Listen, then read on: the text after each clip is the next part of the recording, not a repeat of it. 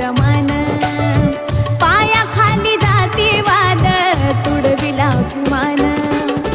गुणगुण रमेशाला वाट दावली भीम पिंपळाची सावली भीम पिंपळ